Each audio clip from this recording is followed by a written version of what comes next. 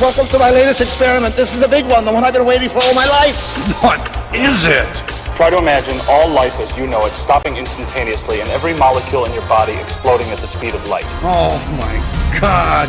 The cream will rise to the top, oh yeah. And I am the voice of the voiceless. And there is no one that does it better. The Guy and Harley podcast, streaming all over your face. Perhaps that was the most important part. Can you dig it? Can you dig it? Can you dig it? Pigville on the internet. His name is Guy Pigden, and I'm not sure what's wrong with his penis, but I'm pretty sure that the greenness indicates it's gangrenous, and I really mean this. You guys should check it out. It's like a little teapot, it's short and it's stout. Liquid drips out the end. There's a bend in the shaft. It's got a head like Jim Carrey in that movie, The Mask.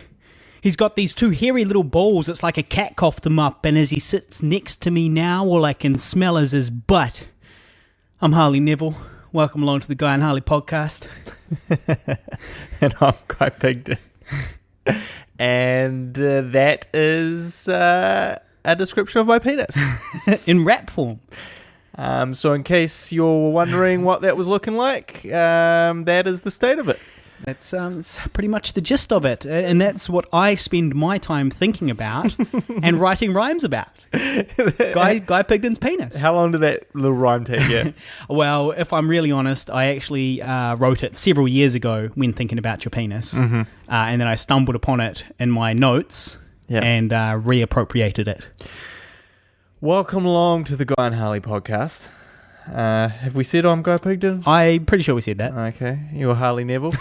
Yep. Good shot. Good start. Still, I'm a little foggy. I'm still a little foggy. Because you are back now. Out of it. I'm back from the dead. We have missed an episode of the podcast because of Guy's harebrained money-making scheme to enter a drug trial. And it was the first ever drug trial to be canned halfway through by that company. Yes. Do elaborate. Well, I mean, first of all, we'll quickly welcome our new listeners. You've attracted some new listeners to the podcast. Yeah. Through appearing on a couple of podcasts yourself. Yeah, I was on a podcast called The Naked Diner and another one called My Kiwi Life. Both recorded on the same day, actually. And then after they came out, we got a whole bunch of extra followers. We got a high spike in our listenership. So a few people went back and listened to a bunch of our podcasts. So thank you very much for listening. Thank you very much for tuning in. Thank you very much, all our old loyal listeners. Our loyal 50. Thank you all. The filthy 50, as they're known. It's good to be back. I'm back, baby. I'm back. As George Costanza would say. And so where we left off last episode is the podcast we did in secret in a room that I was not meant to be in. It got shut down by the nurse. At the drug trial. And our only Skype podcast. While I was sitting at home, Guy was cowering in a room while this large, fat-ankled nurse patrolled. And then she looked in and saw me podcasting, shut the whole thing down. Things were just getting interesting. If you didn't catch that, go back and listen to episode 64. I talk a little bit of like what it's like being inside this drug trial. But the plot thickened at that just stage. Just like her thighs, the plot thickened. And, really, when I left, that was just the beginning of the story. Because that night... I think I mentioned in that, I said, I'm not actually feeling great. I'm feeling pretty wishy-washy. I'm not very good. I don't know what it is. Now, for the listeners, just so as they know, it was $5,000 for you to spend 16 days. $5,500 to spend 16 days getting anti-hepatitis C drugs pumped into your body as a human trial to see if they were worthy to use on humans. Human guinea pig. This is the first time it had been done on humans, and a lot of the other tests aren't normally. And it's not entirely true that it's the first time it had been done on humans. It's the first time it had been done on humans in this amount of dose. Willingly. And so, essentially, that very night, I sort of stopped talking with you, and I started feeling violently ill. And really, I've never experienced this in my life before. I was shaking and trembling, like convulsing, you would say, and I could not control it. And I was really scared. I was dry reaching. I couldn't throw up anything. I was dry reaching in the toilet. And I called the nurses and I was like, okay, look, guys, I'm really feeling bad. And, I have a relatively decent tolerance to pain. I mean, I've been through the wars. I've had face reconstruction. I've survived hairy buttitis. We might have to tell the listeners at some point the story of why you had your face reconstructed. I've had my collarbone broken. So I sort of and I've had violent alcohol poisoning. So I know a little bit about illness. So I'm not going to say to the nurses, hey, I think there's something seriously wrong with me, unless I'm really fucking on death's door. So they hooked me up to an EKG machine. They were all quite panicked. They were all quite stressing. They called the on-call doctor, and I just lay there basically trembling for an hour as they monitored my vitals, and my blood pressure was elevated, my temperature, everything was up. Everything? Not quite everything. No, my green penis was fine, Harley, with the hairy the hairy cat balls, the small cat hair balls that are my balls, and my green penis head were fine at that stage. Oh, good. Sorry, I was just thinking about your penis again. But I was really panicking, and I did go through this moment. I was like, is this it? I'm gonna die. Like, is this legitimately it? I'm dying from this, this drug trial that I've been on. Like, what in the flying fuck, man? This can't be curtains for me. Did you have a thought of like, what was I thinking doing this? Absolutely. I was like, this is in no way, like, you can't pay me any amount of money to be feeling how I'm feeling right now.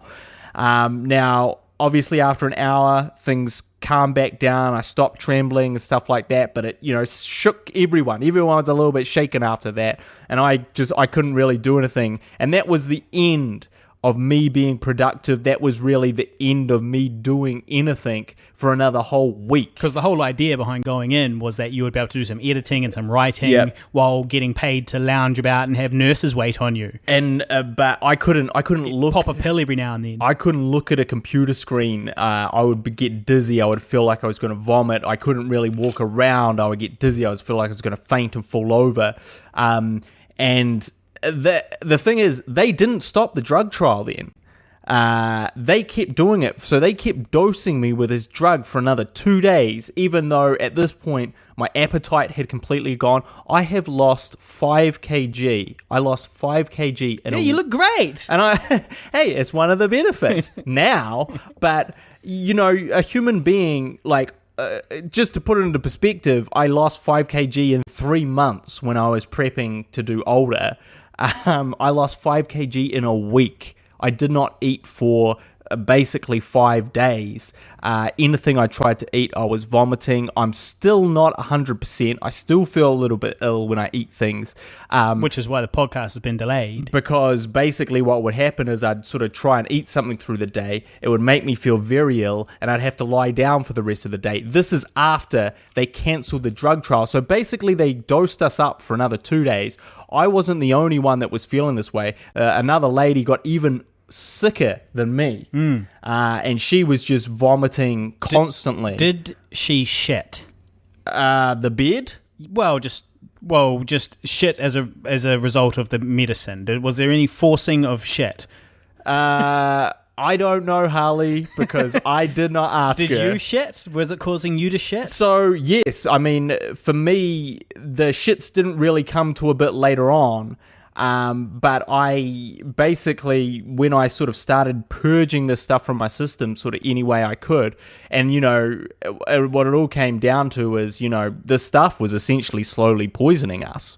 I took a shit which was borderline black, which, as everyone knows, that's a sign that the intestinal wall is bleeding in your... not everyone knows that, actually. No, everyone knows that. But that's what it is a sign of. It's very scary, and I was like, okay, I was worried, but now I'm really fucking worried. Did you run to the nurse and say, hey, can you come take a look at this turd? No, and show her your black poo? The smell of it was an automatic flush. Yeah. It was a flush this away from my nostrils, or I may vomit while I'm shitting. Right. And the old vom poo. So and the only thing that come close to how bad I was feeling was, when I got acute alcohol poisoning and I was vomiting for 2 days straight and I couldn't eat properly for a month. That's the closest I've ever come to feeling the way I did, and I still felt better then than I did when I had this thing. And so essentially 2 days later, the symptoms weren't getting better, they were getting worse. I was feeling worse. I really regret that I didn't say no to the last round of drugs. I should have said, guys. But if you said no, would they then threaten to not pay you? Yes, right. Which is why I not pay me, but just not pay me the full amount. Right. And so they were probably hoping. Maybe they were even like, now we'll just tell him we're going to give him some more to make him say no. Well, what I learned afterwards was that the last dose they fucked up. They'd got the code because this drug company is not based here. It's all in Shanghai and stuff like that. So they're having these conference calls and these Skypes. The doctors over there said, stop dosing him. This was just after I'd been dosed again. Right. So that was a fuck up on their behalf. And I think they also fucked up that they were going to reduce the amount they were giving me. Have you been paid yet? Yes. Good. That's good, because if they hear this podcast, they might not pay you. So confidentiality.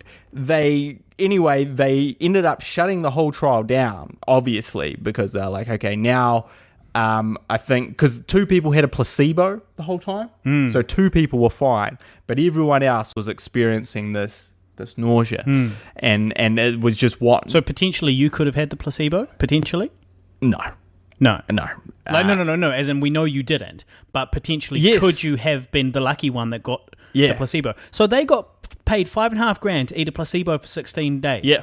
Fuck. Not even 16 days, because obviously because you made it shorter. So the drug, I am the first person, well, me and this other girl really, are the first person for them to stop a drug trial mid-trial. They've never done it before. This is unprecedented. For that company, you mean? Yeah, this is unprecedented in the history of this drug company. That's how bad it was. So, now I've come out the other side of it. I'm slowly feeling better. I'm still not 100%, but I am feeling better. I'm out of there. They stopped it a week early. Pros, I'm much thinner. And richer. If you want to be thin and beautiful, if you want to be rich and beautiful, do a drug slow trial. Poisoning drug trial.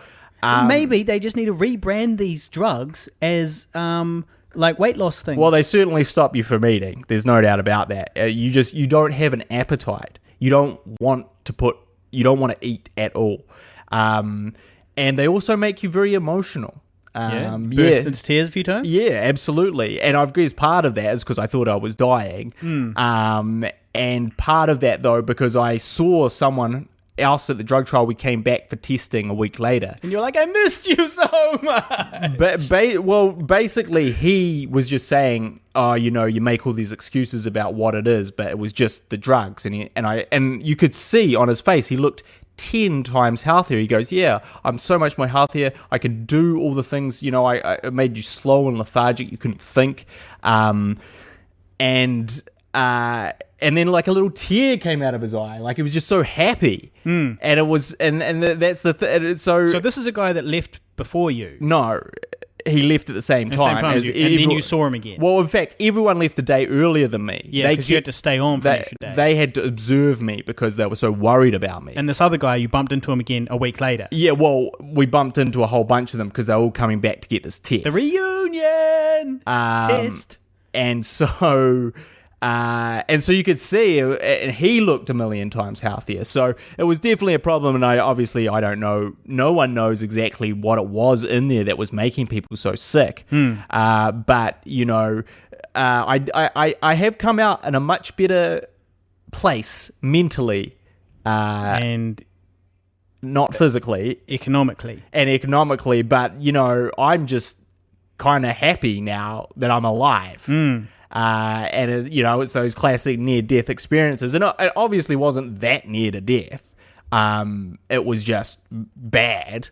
But the grass is greener. Well, look, the listeners knew, man. The listeners knew. In the last episode, I read out a few comments from the listeners, and they were along the lines of like, you should be careful. You shouldn't do that. There was one that we didn't get to, which was from Joe Wolsing, who's German, so I think this is a poor translation, but he says, there is a book in Germany written by the investigative journalist Gunther Wallraff ganz unten.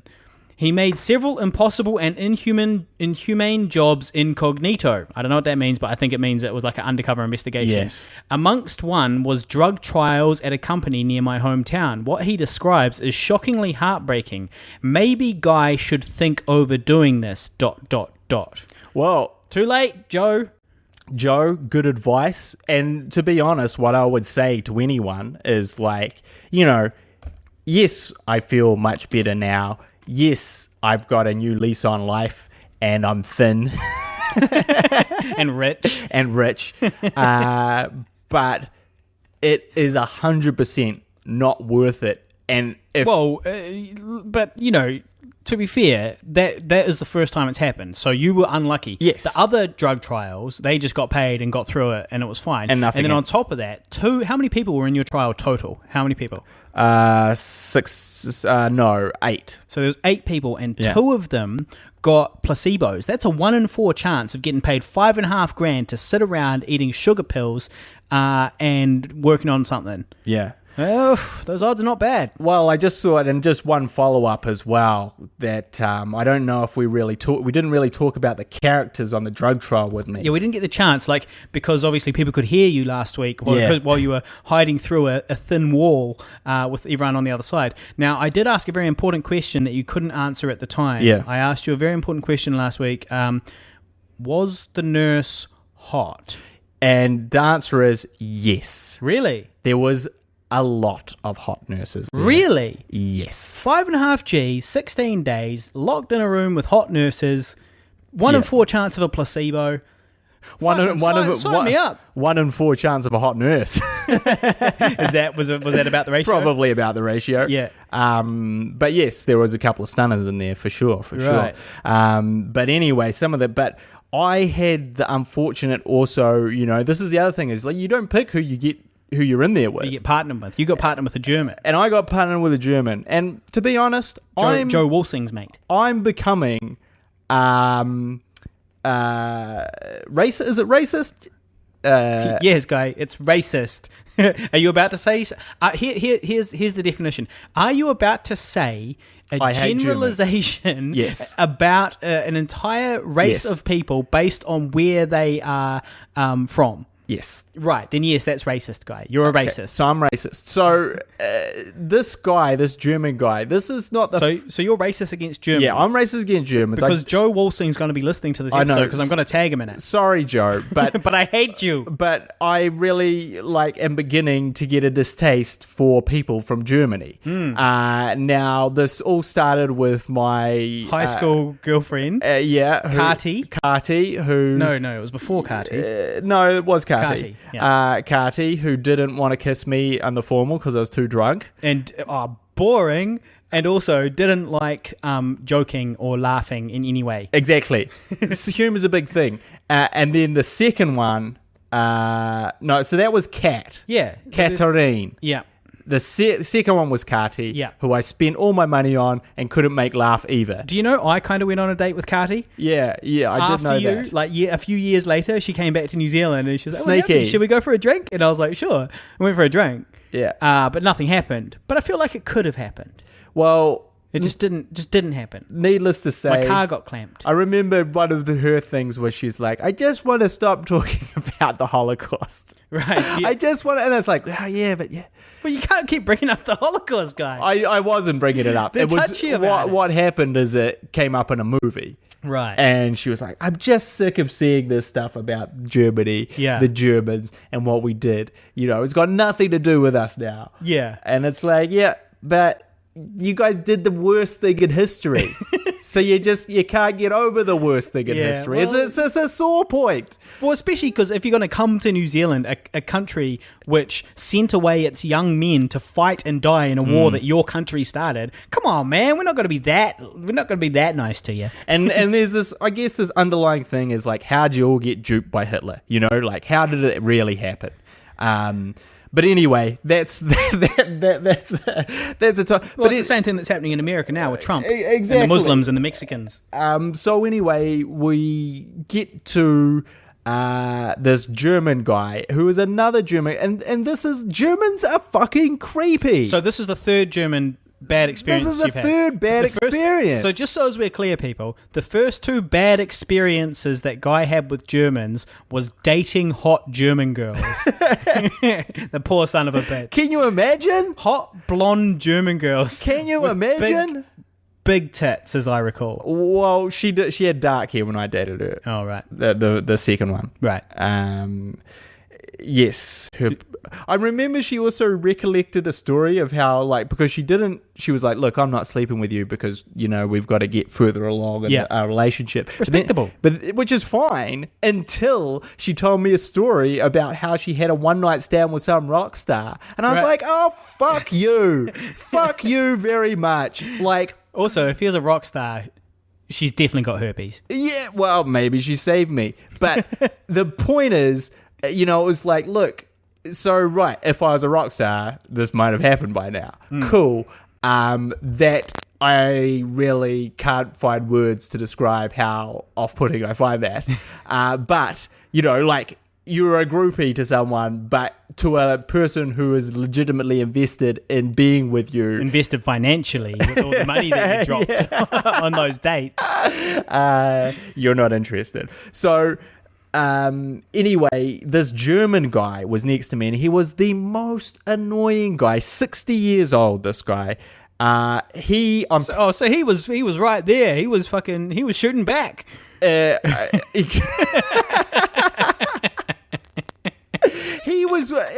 He did have blonde hair. He would have been one of the little Aryan kids. Yeah.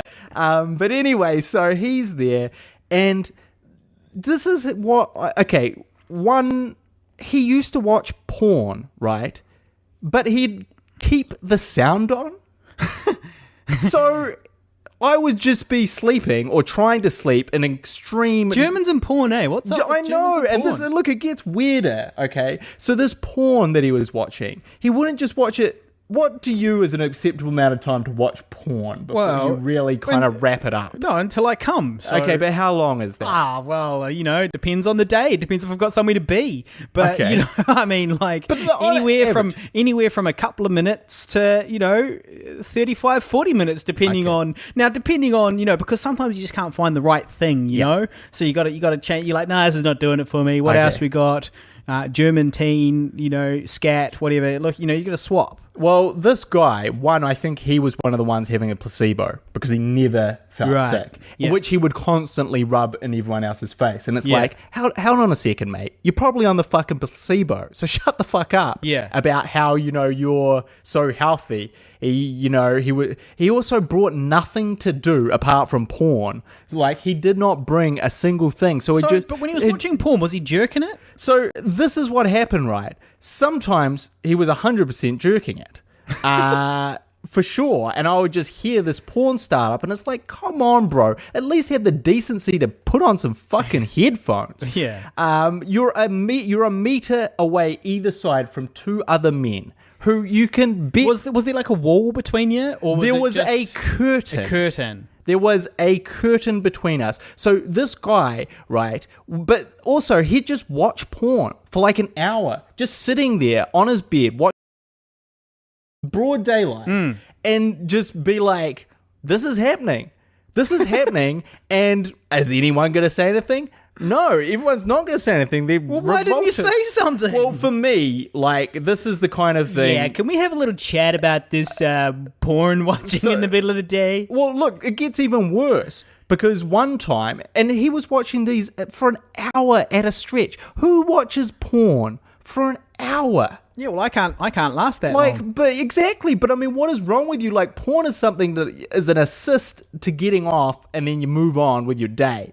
You don't actually sit there and watch it like it's a fucking movie.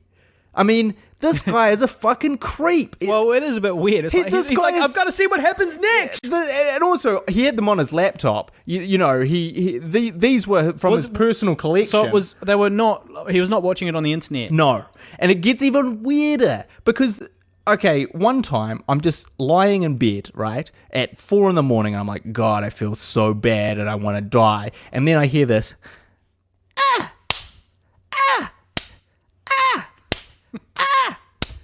Now, that went on for an hour, right?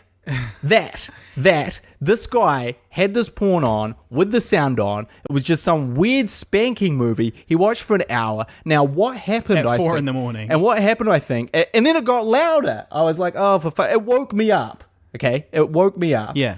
Then why didn't you say something? Why didn't you say, hey, man, fucking, can you turn that down, please? Honestly, for me, like, I knew that I was going to have a fight with this guy if I got into it with this guy. And I don't mean like a fisticuff fight. I mean just a fight where verbal. Go, you are a fucking disgusting bastard, and what the fuck is wrong with you? It's not that he's disgusting. It's not disgusting to watch porn, dear listener. It's disgusting to watch it with so little regard for other people. For the person, the sick man next to you. Well, yeah, the sick men. The sick ward. Because there's like 4 people in a row right there, and they're all listening to this. And anyway, so what had happened, I think, is he'd started watching porn. He jerked off. He fell asleep with the porn still on. He rolled onto his laptop, which turned up the porn, and then just stayed asleep. And I was like, for fuck's sake. So I ended up getting a nurse to come in and turn it off. But that... More better work stories, eh? What the fuck is wrong with this guy? And this man is 60 years old with these beady little eyes. He looked, oh God. Anyway, that's what I was living through, as well as being on death's door. Well, $5,500, bro. Not worth it. Not even remotely worth it. So that is my cautionary drug trial story. Right. Beware of drug trials and Germans. Right. Okay, well, I actually have a couple of similar situations that actually parallel what happened with you. Mm-hmm. Are we done with the drug trial? Yes. Are we moving on from there? Yep. Okay, so I went to J-Day, which is the every year a whole bunch of stoners get together in a park. And how is that going to end well? The dregs of society that aren't working, because this was just a normal work day, right? It was a Saturday. Oh, it was a Saturday. So it was a Saturday. Okay. And so I expected to have a whole bunch of like real munters there, and I expected it to actually not be very good, and not be very big, because last year I went as well, and I arrived quite late, and it wasn't super busy, it wasn't great weather. This year it was great weather, it was like beautiful, and it was packed. There was thousands and thousands of people there. There was like live music, well, a live DJ sort of thing. And lots of people sitting around in a park just smoking weed as a protest against our draconian drug laws that can see you arrested for horticulture.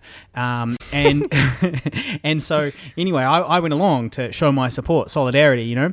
And draconian, good word. Yeah, well, that's good, yeah. And so while I was there, I was just sitting there minding my business, and there was a few, like there was a surprising number of really hot girls there. I was kind of shocked by that. It was not really what I expected. And there was also a wide variety of people of ages, and there was even, there was kids, there was old people, and there was like Ponsonby types, and all different types. But anyway, this guy came up to me, and he's just stood behind me for a while. Firstly, there was a guy who ran up to this fountain, like a disgusting park fountain, and it had like soap and stuff in it, and then just like had a drink from the fountain, like it was a fresh river, like it was a fucking fresh river or something, and everyone was just looking at him like, what the fuck just happened? Yeah. But he was clearly insane. But anyway, there was so this guy came and stood behind me, and he was just stood there and he kind of breathed heavily for a little bit, and I was like, that's weird, but I was like, I guess he's just watching the music or something like that. And then he started to leave, and as he left, I looked up at him, and he looked down, and there was the unfortunate situation where we made eye contact, and so he came and he sat next to me, and he was like, hey man, where's your weed? And I was like, oh, I got some weed. And he was like, can I have some? And I was like, oh, I guess so. And he was kind of sitting next to me. You know, I was like, it's J-Day, you know, so he's supposed to spread some weed around. Share and share alike on J-Day. Exactly. But anyway, first thing he did was he sits down next to me, and instant kill of the buzz. He goes, yeah, man, I smoke too much weed. I really need to give up. I'm completely dependent on it. I've been smoking it for 13 years. And I was like, oh, cool. That's what I need to hear right now. That's when I'm here to support this thing. When I'm here to support this. And he was like, yeah. And then he was like, and of course it goes hand in hand with my other addiction. And I was like, oh yeah. And he goes, which is pornography. And you're like, oh boy. You're like, ooh, oh shit. Basically. Mayday, abort. Basically, I was like, what the fuck? Like, why? I literally just met you. You were just in your head visualizing World War II planes being shot down. Why? Because that was the conversation. Right, yes. Yes, and so anyway, that was there was the pornography connection there, but then there was also I was like, man, I never ever want to become like that guy. Yeah, I never want to be that guy who is completely incapable of holding a conversation, real weird, and Scab. Instantly, yeah. Oh no, that's the other thing too. So he was like, where's your weed? And I was like, oh yeah, and I didn't actually have, I just had a little tiny bit with me, and so I shared some of that with him, and he was like, oh man, you're so generous. I didn't realize you had so little. I'll share some of mine with you then.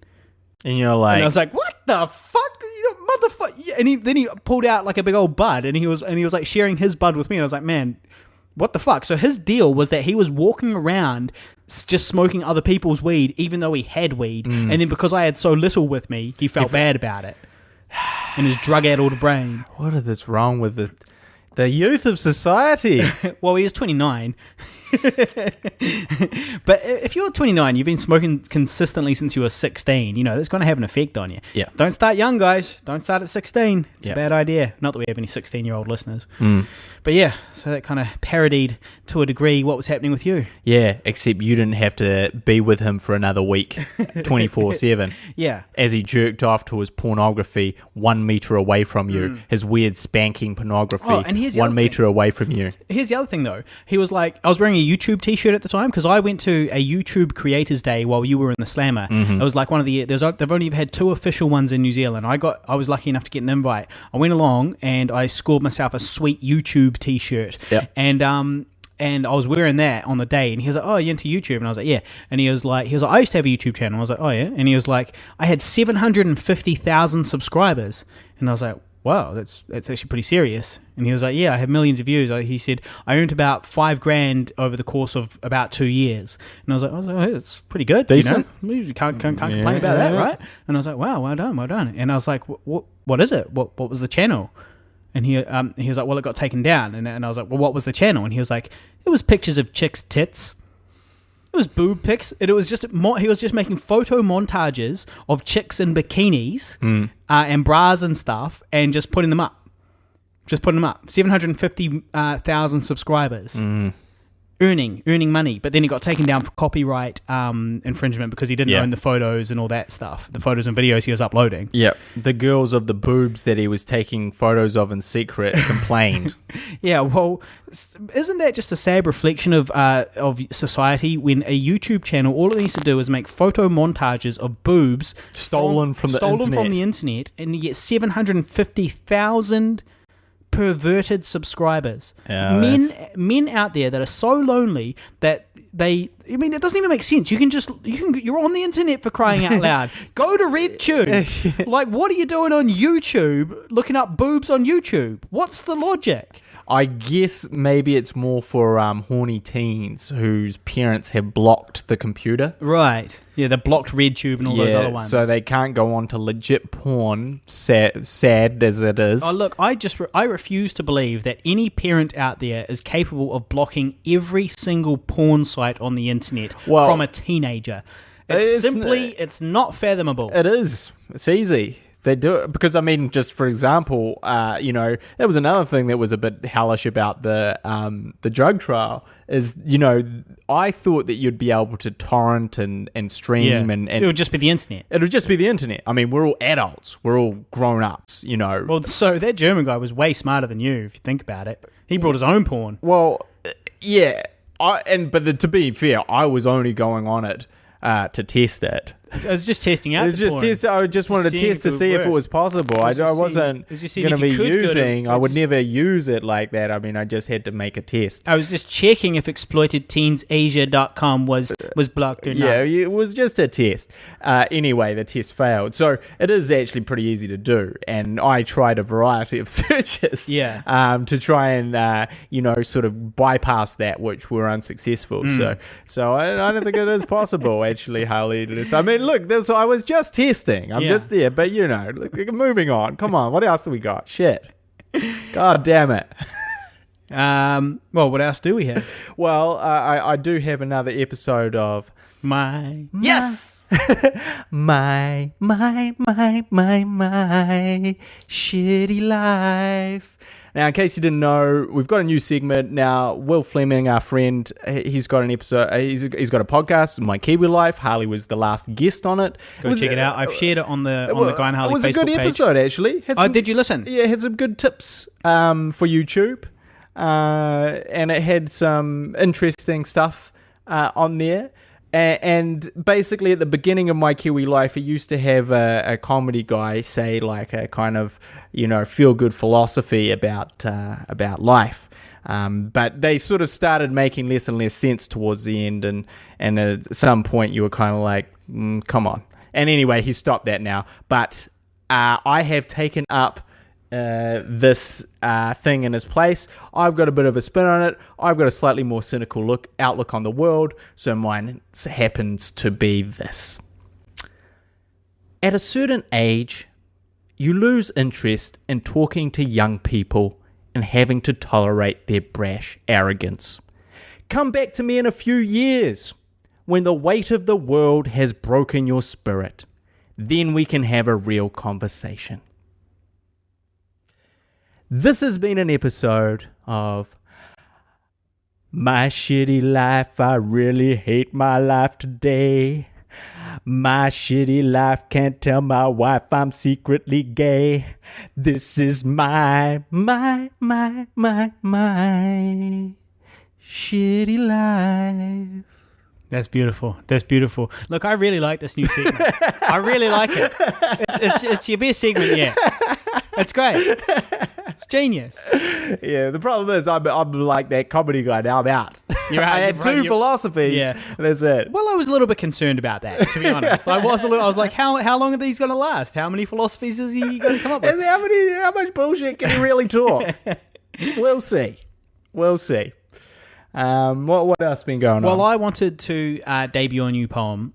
Okay. And the reason now, in not the last episode where you were in the hospital, but in the episode before that, we were talking about social media and how probably we don't know the statistics exactly, but say 1 in 200 people is a pedophile, or 1 in 100 people is a pedophile, whatever. Yeah. And if you've got 300 friends on your Facebook feed, where you've probably got 1 or 2 pedophiles on there. And if you're a parent and you upload pictures of your kids, potentially these 1 or 2 pedophiles that you statistically have on your Facebook friends list could be downloading these and whacking it to them / trading them with their friends like baseball cards. Yep. And so Facebook is the pedo baseball cards. Yeah.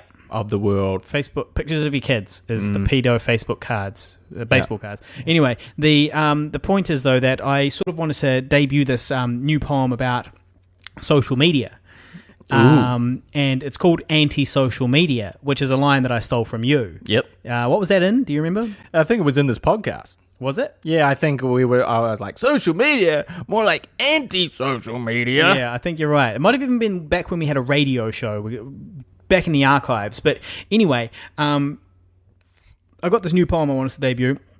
Hopefully I can remember it. It goes... hopefully I can remember it. It goes like this. I see Kim Kardashian's ass at the top of CNN.com, and I'm scared. LinkedIn, Instagram, Tumblr, and YouTube. You choose. I'm on them all. I've got 3,000 friends and 0 connections. I stroll city streets, stressed, slipping between smartphone zombies. Then I check my news feed and all I see is babies and cat memes. I'm sick of not having conversations with people. I'm sick of being sick of not having conversations with people. I'm sick of sitting at my screen jerking off about people that Facebook says I'm friends with. I'm sick of smoking spliffs. I'm sick of sinking piss. I'm sick of sitting at my screen, smoking spliffs, sinking piss, and jerking off about people that Facebook says I'm friends with. I'm sick of my life. I'm sick of Friday night bathed in screen light. Friday night used to be about street lights and street fights, risky sex, and 2 a.m. meat pies. I'm sick of reminiscing. I'm sick of pretending. I'm sick of knowing that I'm gonna die one day. I'm sick of stupid people. I'm sick of knowing that I'm gonna die one day and a stupid person's gonna take my place, breathe my air, share my molecules, eat food I already ate, celebrate the same dates, it's Groundhog Day, and assuming the stupid get their way, we'll never get to outer space, which means that all of my creations will die with our civilization. I see Kim Kardashian's ass at the top of CNN.com. And I'm scared. That's that. And social media. Slow clap.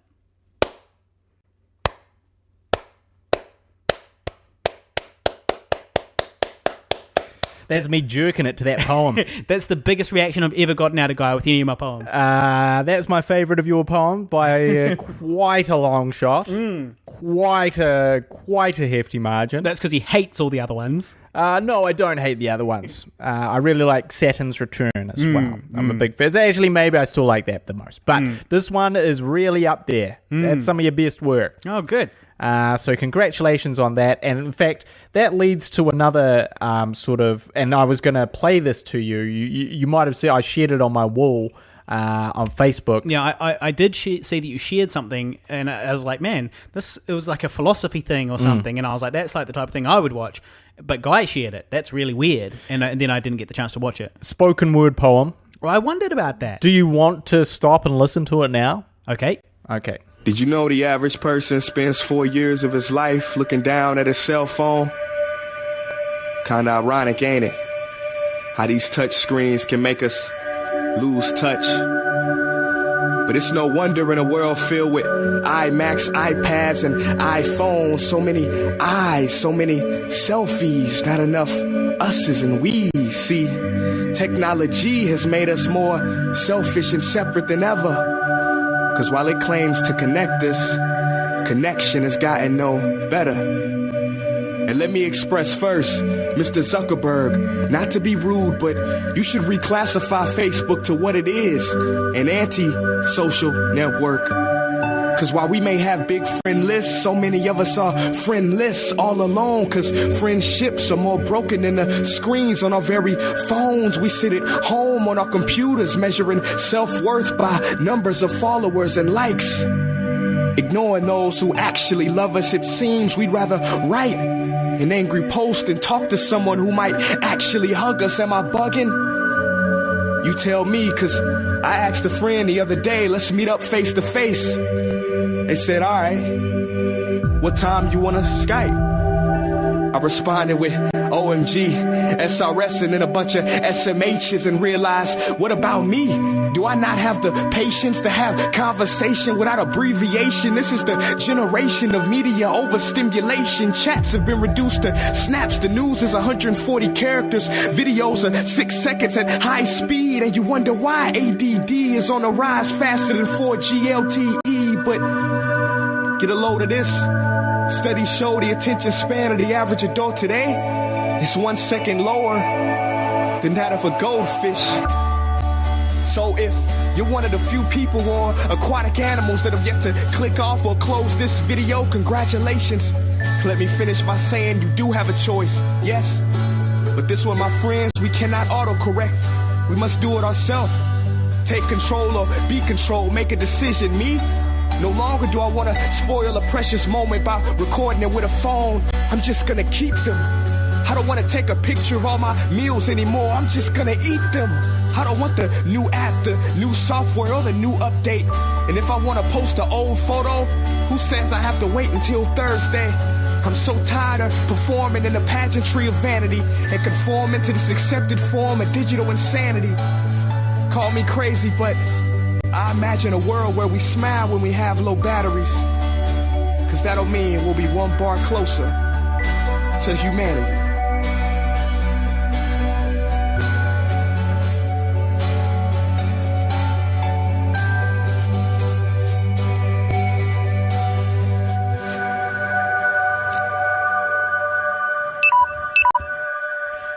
So now the listeners have all heard that too, while you listen to that. Now, what did you think of that one? Well, he stole my line about anti-social media. Bastard. Also, arguably, that was a poor decision to insert that there because you listened to my shitty a cappella one at the Guy and Harley podcast with literally 0 views. Or you listen to his one, which had 9 million views and a backing track behind it and was recorded in a studio. I'm just saying you're making me look bad, Guy.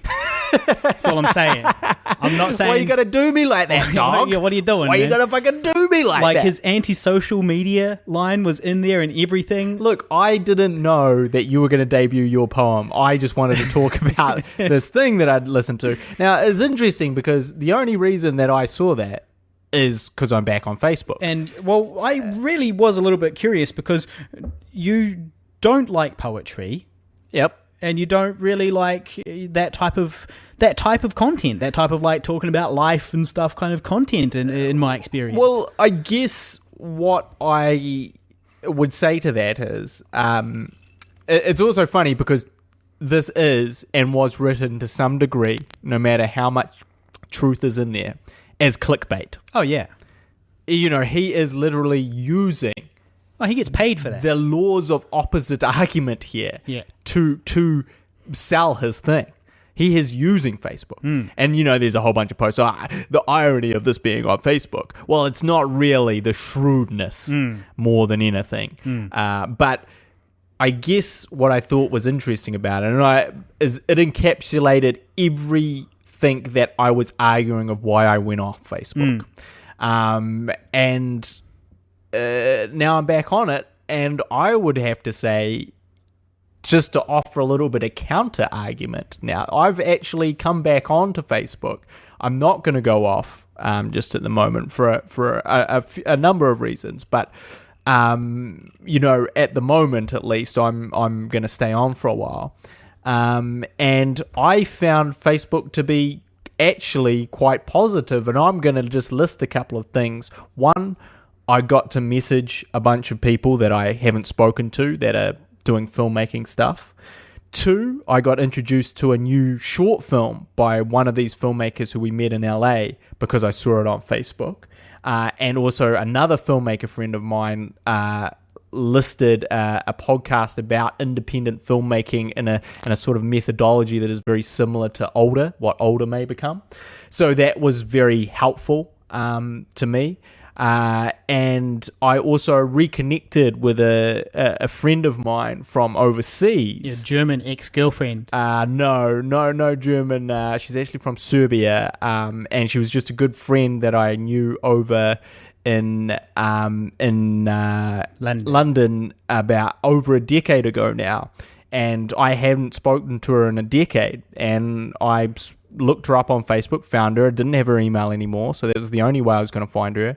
And I got to catch up with her. So for me recently, Facebook has been doing the opposite of what he's been saying, which I normally would not say.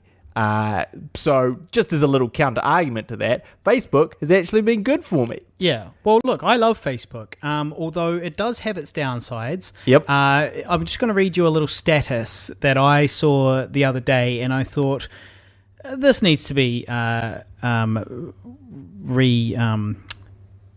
recreated on the podcast. Sure. Okay, so here it is. It was Earth Day. Do you remember this Earth Day a little wee while ago? Don't really know what it is. I think it's like a social media experiment where they sort of say it's Earth Day, so let's all like consume less carbon and raise awareness of the environment. But that's fine. I like all that. But anyway, so this person who will remain nameless on my Facebook posted this status, and I just wanted to just throw up and punch myself in the fucking face at the same time. It goes, "Happy Earth Day, everyone! We are so blessed to be on Gaia at this time of ascension. Gaia? Sending love to this beautiful planet. Kiss, kiss, hug."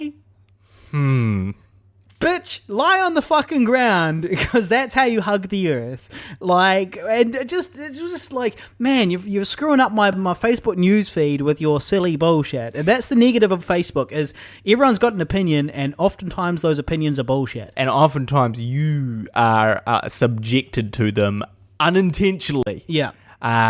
Anyone that uses Gaia to talk about the Earth as a Final Fantasy VII player is a fucking nut job. Yeah. But yeah, that's a problem. Also, the Earth can kill you pretty quick. Yeah. If you lie on the ground, Earth don't love you. Yeah, if you lie on the ground hugging the Earth, it will kill you probably within a night. Probably. So just think about that next time you fucking post a status like that. Yeah. Think about hugging the Earth for a day and get back to us, about how much Earth loves you. Shit. Yeah. Well, that's if you tried hugging the Earth in our hometown of Dunedin, you would die within a few hours. Within a few hours in winter. And speaking of Dunedin, my lovely girlfriend Angie, she described Dunedin as being cold, grey, and boring. Like, that hurt me a little bit. Cut me deep when she described my home city that way, so bluntly. As an outsider coming in, and just to hear it described like that. I mean, I don't disagree. It is cold. It is sometimes quite grey. Yep. And hey, there's 120,000 people there when the students are there, so sometimes it's a little boring. Although we do have the most eclectic range of murderers. For a small city. That's true. Dunedin has been in the headlines for all the wrong reasons lately. Yeah. A lady mauled by a dog, or possibly to death.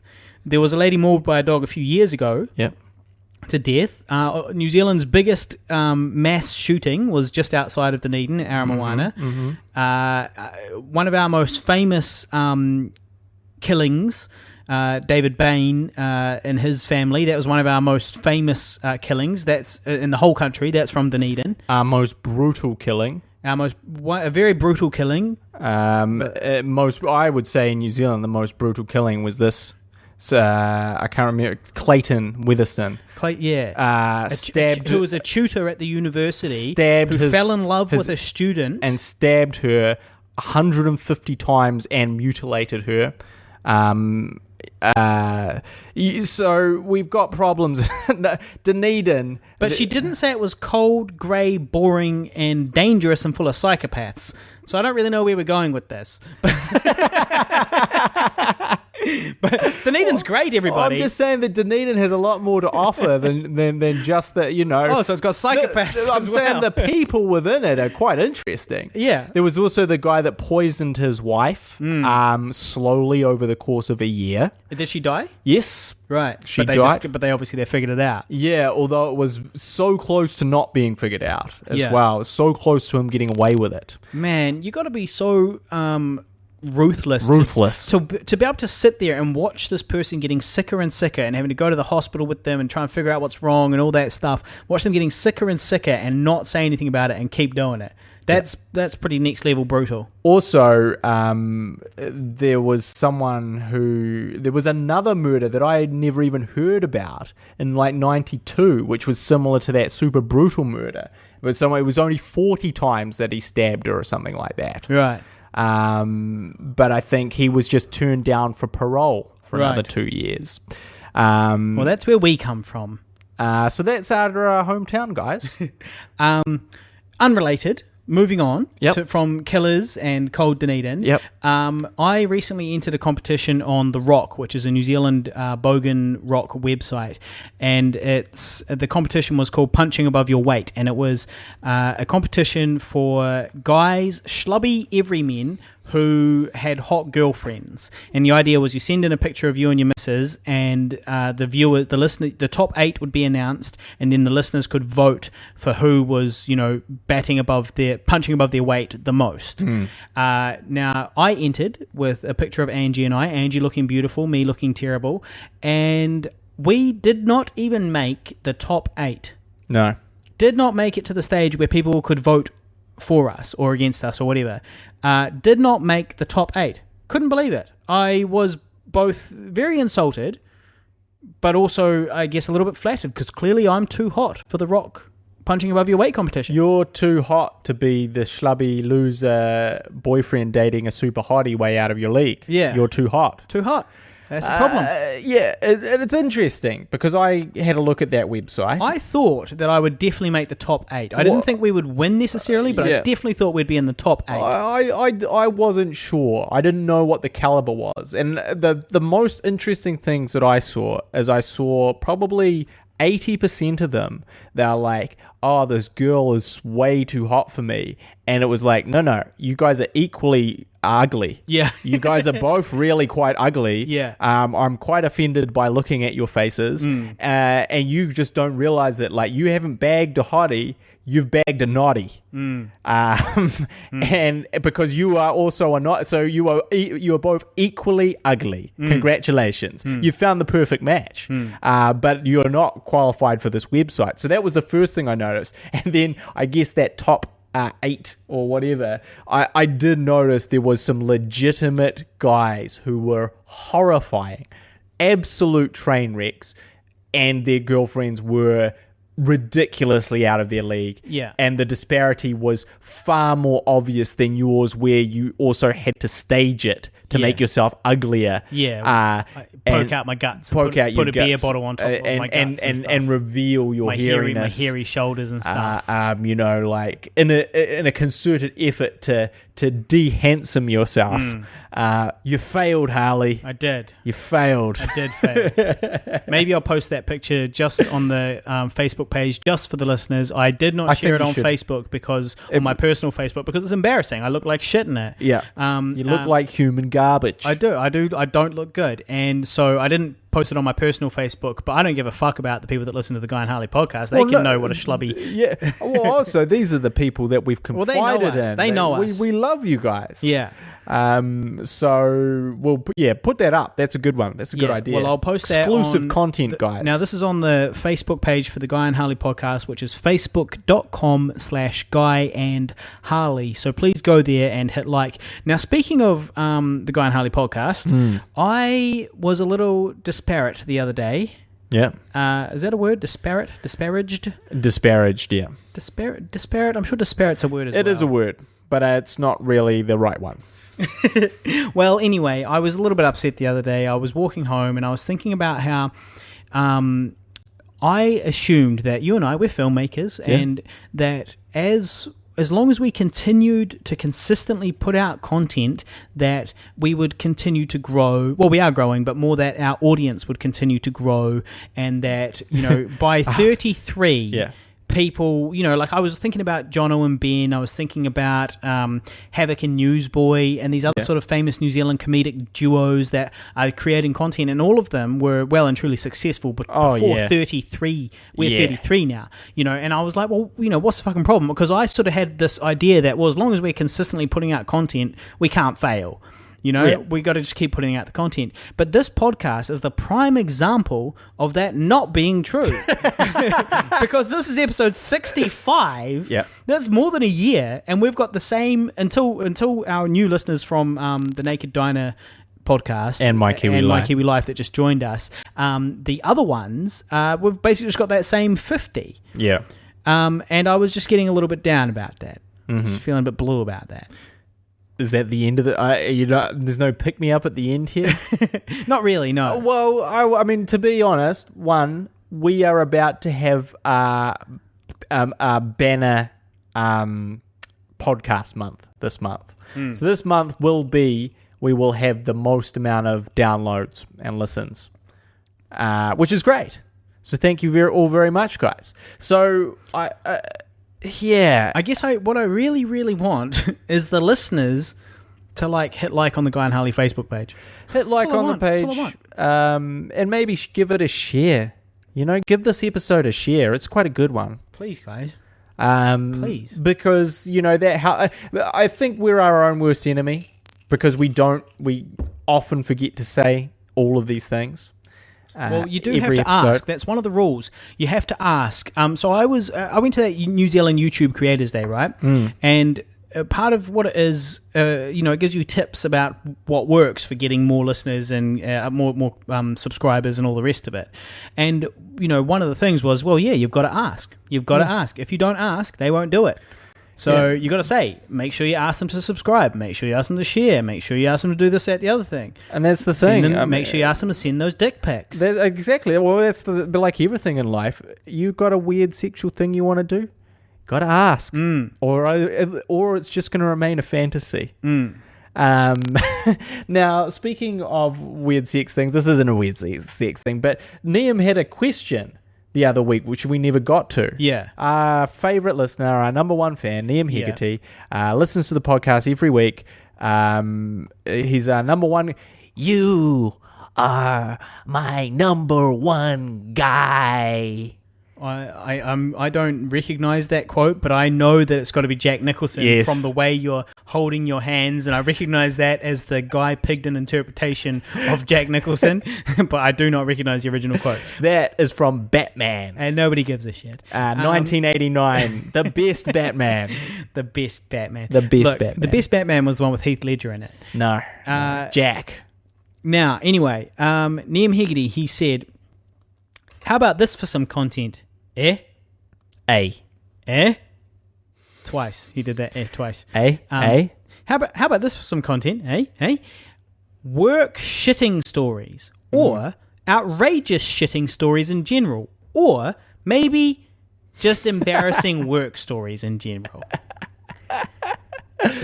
Well, it's funny because we did talk about the time that you shat your pants in the orchard here on the... Did we discuss that, did we? Yeah, we did. Well, the thing is, I've got so many stories about shitting my pants that, I'm not even worried. You can't even keep track of them all. I can't even keep track. For a grown man, I have shit my pants an unforgivable amount of times. For sure. That was a quote from you. You said that to me one time, and it made me laugh my ass off. You said, Harley, for a grown man, you have shit your pants an unforgivable amount of times. Now, that hurts coming from your best friend. Well, it's funny because, at my work, it's great because I do the night shift. Which means that there's only mainly girls on with me, and it's not unisex toilets. That's weird. Why would the girls be on nights? I would have definitely assumed it would be men on nights. I think it's just that the whole driving around dark. I think but you got to remember, I'm in a call centre. Yeah, but you still got to get to and from work, right? So you'd assume that. I just assumed that women would work 9 to 5 as opposed to 9 p.m. until 7 a.m. or something. You can't get it. Our work is very secure, but it is a security company. But the thing is, I think there's more females that do call center work than guys, right? Which is why. But anyway, we don't. All our toilets are separate. So there's a guy's toilet and there's one unisex toilet, but that's really the girls' toilet, and then another girls' toilet. And because there's only normally one other guy working with me, I've got rule of the roost. You just shit with the cubicle open. I just shit with with gay abandon. I shit with no fear. And that's a great place to be. Yeah. When you're shitting with no fear, when you're just like, you just relax. Also, it's well away from the office. Like, you go down a little hallway and there's these little private cubicles. You turn it on, it's got aircon in there, sucks up all the shit smell. Yep. They provide ongoing air freshener. Yeah. Which is another lovely touch. It's not a series of cubicles, it's just one toilet. Also, they have a cleaner that cleans every day. Okay, but Liam didn't ask about how awesome it is to shit at your work. Well, no, he does. He says shitting work stories. Well, I'm telling you, Well, I Liam. think he specified embarrassing shitting work stories. Well, like I said, I mean, I've had some brutal shits in there. And I've had some shits where I've walked out going, I don't care how much air freshener I spray. This is not. But for me, the worst is when I come in and the seat is the warm seat. Oh, that's the worst. There's that saying, sex is like a warm toilet seat. You appreciate it, but you can't help wondering who's been there before you. That should have been what that was one for my shitty life, Harley. You wasted it, you squandered it. All right. Well, I can't claim that. I didn't write that. No. But yeah, so that's always the one. And I'm a bit of a, old person where if like I obliterate the toilet, I'll try and give it a scrub. I will do that. Yeah. Whereas before, You just fucking shit and just fucking roll out and you're like, yeah, bitches! I'll be like, suck on that. Yeah, you go. That's for the next man. How do you like them apples? Literally, the apple shit that I just said. How do you like them apples? It's like Guy Pigden was here, written in feces. Yeah, you know. But now when I kind of see the shit speckled bowl, I'm like, oh, come on. Yeah. Come on. Isn't it the worst? And sometimes there's a shit speckled bowl, and you make the mistake of trying to pee off their shit, and then you're halfway through peeing off their shit, and you get a big waft of their crap in your nostrils, and you're like, "What am I doing? Why? What am I doing? What have I become?" It's all right if it's yours. I guess for me, I'm always shocked when I'm in a cubicle next to someone and they're really struggling. Yeah. You know, they're like, and you're like, Jesus, like, is that how you shit every day? Well, I shit like a fucking ninja when someone's in the cubicle next to me. Like, honestly, I hate it. I hate the idea of somebody listening to me farting and shitting. Yeah. I hate it. Oh, yeah. It's the same thing. Like, sometimes I'm in there, minding my business, having a quiet crap, as quiet as I possibly can. Discreet. And someone will just come in and just like, you know, and they're just, you know, and they're like, You hear that? Yeah. Like, the female listeners, I guess, I mean, it might happen in women's toilets too, but you know, I'd hope not. What is that? That's the I'm squeezing and I let it go. Yeah, I mean, and also if you're a loud shitter, start worrying. There's something wrong with your diet. And give the bowl a scrub afterwards. Don't make me pee it off. But yes, it does remind me of a funny shit story where I was heading Liam up, is ready. I was heading up to Queenstown to do snowboarding. Ah, beautiful Queenstown. And, shot Lord of the Rings. Majestic Queenstown. That's a 4-hour drive, and you tend to start like in the morning. Don't normally shit. So I always tended to have a shit in Alexandra. Where my mum lives. And which is kind of like a stop on the way because they had quite good public toilet facilities. They have a public toilet there. It's quite clean. There's quite a lot of, it's quite private. It's all good. However, it is right next to a playground, right? So I walked in with my snowboard pants on, right? And as I was walking in, I saw a group of youths who were hanging around on the playground. Too old to be at the playground, you know. These kids were sort of 12, 13, you know. Troublemaking kids, really. And Thug age. And they sort of, thug age. They're getting thuggish. And especially in Alexandra, obviously, you got nothing else to do. So anyway, I clocked them, and they clocked me. And I was like, So anyway, I walked in and I still needed to do a shit. and I did one, and a couple of them walked in as I was shitting. Worst timing ever, you know? So they both walked in there, and I just shit, and they're like, oh my God, oh, it smells like, is something dead in there? I'd given it a complimentary flush. You give it the courtesy flush. And they're like, oh, God. And they were just basically right outside my cubicle mocking me shitting. And then they were like... So your embarrassing poo story Hold on. is some 12-year-olds mocked you while you took a shit in the public toilet. I haven't even finished. All right, good. So then I got out, and they were all outside looking at me, just like the crows in the birds. So, you know, and I was trying to walk out like, and they're like, it's cool. Like, they're not to disturb them. They picked my eyes out, basically.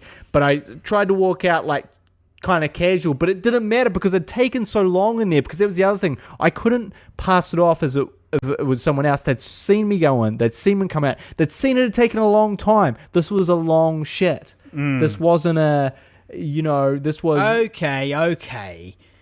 But so they thought that you did a smelly shit, so and I walked they teased out, you. and they teased me as I walked out. So now I was outside, and they're like, do you wash your hands, mate? And I was immediately brought back to high school.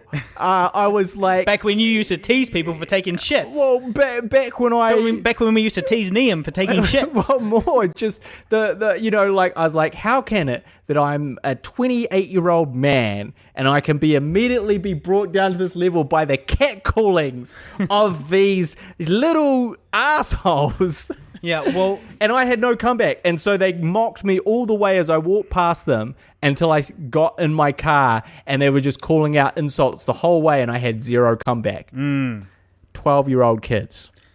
Well, look, as good as that was, I mean, should we follow it up with my shit story? Which one? Which one? Where because do we begin? We've done up the cherry tree when I shit my pants up the cherry tree. We've done in the supermarket. Did we do that on the podcast? Yeah. Okay. Well, then in that case, we've got to talk about another Queenstown-related one, the one that got me kicked off TV. Yeah, sure. Yeah, sure. So I used to have a weekly segment on a local regional TV show called Cow TV, and my segment was called Cow's Rear End, which I thought was funny brilliant at the time. Yeah, Cow's Rear End, and it was at the end of the show, and it was kind of a just a little segment. Like so the producer said to me when I first started the show, I think I did 13 episodes, and when I very first started producing this segment, the producer of the overall show of Cow TV said to me, Harley, I want you to go out and violate people. That's a quote. Violate people. So he was basically giving me free reign to shoot whatever I wanted. Raping. To rape people. on television.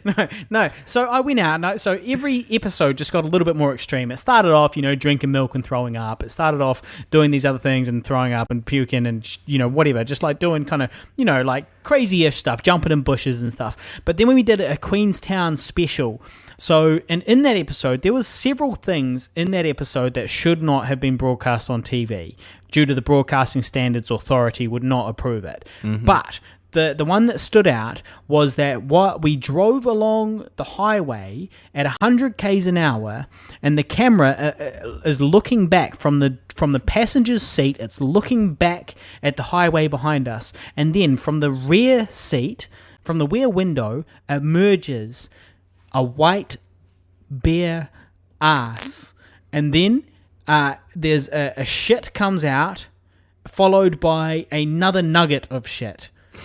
A smaller nugget of shit.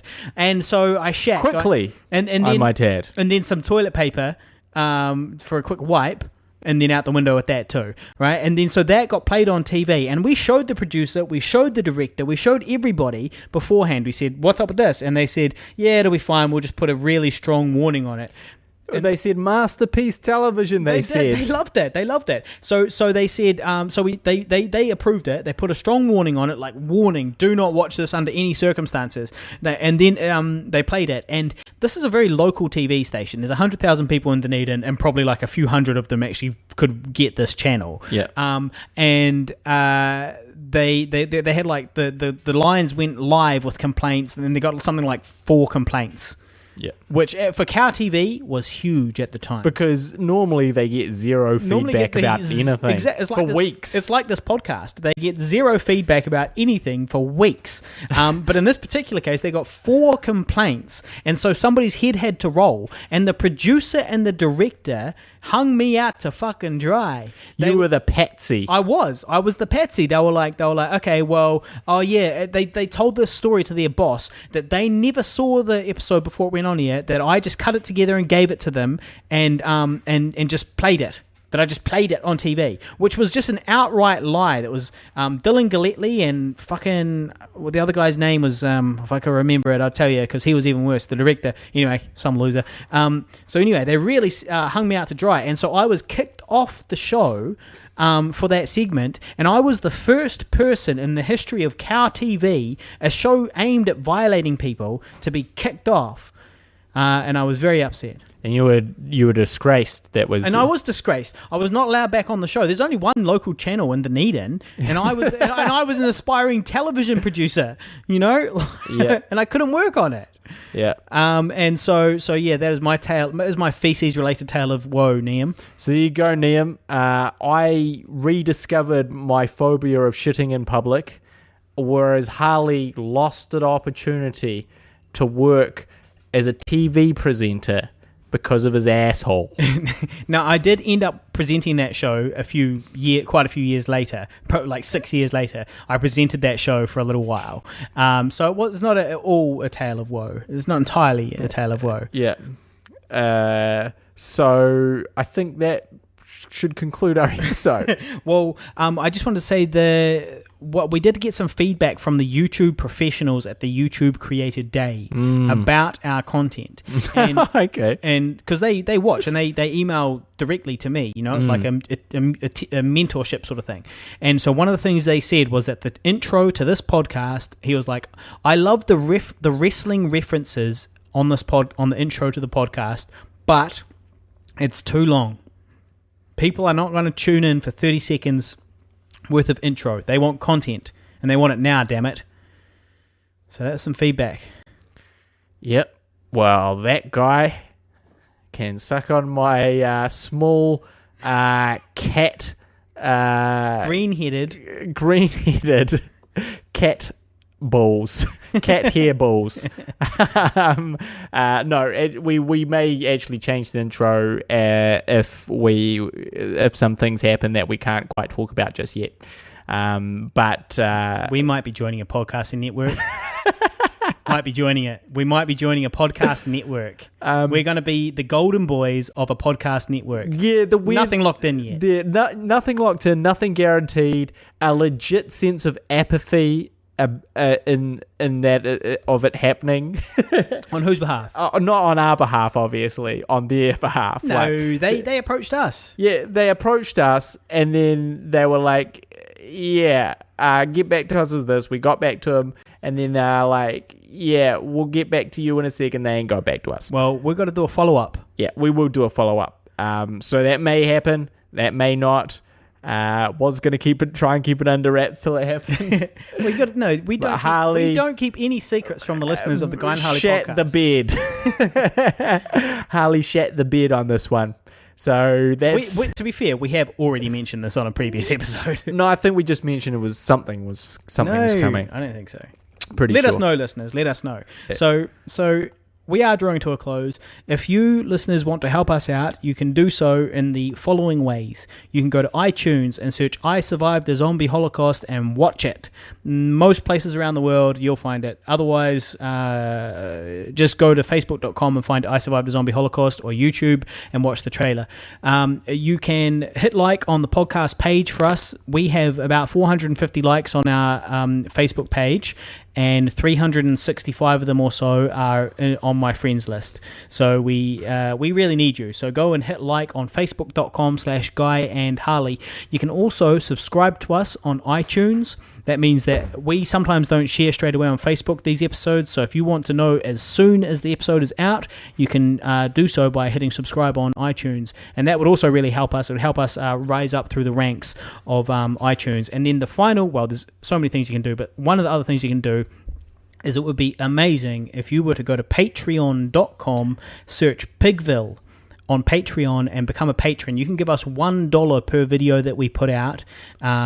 So far, we've only actually charged our patrons for one video. So we don't put out videos all the time. You can set a maximum amount that you will pay per month. So say you agree to give us $1 per video with a maximum of 2 videos per month. You know, we're not going to be breaking the bank here. So please go to patreon.com, find Pigville and become a patron. Give us, $1 per video. We would really appreciate that. Also, you can just make a lump donation for my recovery from the Medical Institute. I'm still not 100%. If you feel sorry for me, what a con man. You can give me a little bit of money. That will. How do they do that? They can do that through the thing. Well, the Patreon. No, they can't. They don't do lump sums on Patreon. Well, Patreon. The way Patreon works is you give. You agree to give a set amount per video. If you want to give me a lump sum, you can do it through my PayPal, I believe. Pigden, Pigden @ihug.co.nz. You're dreaming. If you want to contribute to my recovery fund, this guy's got $5,500. Well, I don't anymore. He's got $5,500 for a week of sitting around on his ass getting injected with drugs. I've got $0 now. But yeah. A lack of empathy from Harley to be expected. I was on death's door, and this fucking guy. I'm empathetic. I just don't think you should be conning our listeners out of money for your. I don't even know what you'd spend it on. Pity party. What would you spend it on? Well, I was spending it on the same thing I spend all my money on. Filmmaking. Filmmaking. Okay, but that's why you can't call it the Guy Pigden Recovery Fund. Pity party, I said. You got to call it the Pigville Creator Fund. Support our next project. Well, also I will just say that I spent exactly $11,000 and something last year on filmmaking. I also spent just over $2,500 on going to see movies at the cinema. If everyone was like me, the movie industry would be in good shape. That's true. All right. Thank you very much, guys. Thank you to our new listeners. Hope you enjoyed this episode. Hope everyone enjoyed this episode. So glad to be back. So glad to be semi-healthy. We'll see you next time. You've been listening to the Guy and Harley podcast. Proudly brought to you by Pigville Productions. Laugh it up, fuzzball.